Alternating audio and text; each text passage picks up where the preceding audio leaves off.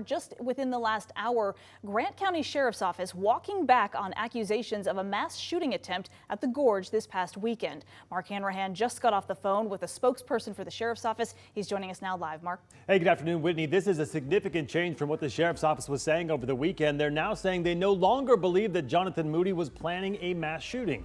Over the weekend, authorities announced that attentive concert goers alerted them to 31-year-old Jonathan Moody after they saw him inhale some kind of a substance before loading 2 pistols from the trunk of his car. He then reportedly approached concert goers and asked them what time the show ended and where people would be exiting the concert. He was detained and disarmed outside the venue. He was then arrested on charges of possession of a dangerous weapon and unlawful carrying or handling of a weapon. Again, initially, deputies said they believe Moody may have been planning a mass shooting, but today they're walking that back.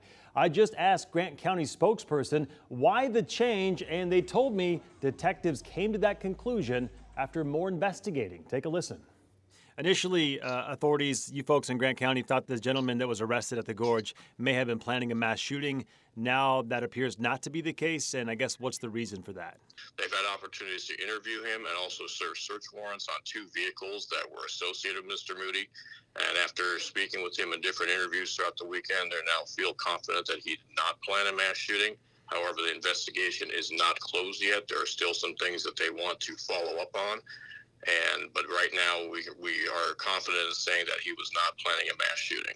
So at this point, investigators are not saying exactly what they learned to determine that Moody was not, in fact, planning a mass shooting. Moody, by the way, was arraigned on his charges yesterday. He has since bonded out of jail, so he is no longer in custody. And a lot of people online are asking about how that is possible that he's out of jail already. Well, Moody's bond was set at $10,000, and Washington is a right-to-bond state. So if he is granted bail and he can pay it, he's able to get out of jail on bond. We will, of course, continue to follow this case and bring you any updates just as soon as we get them.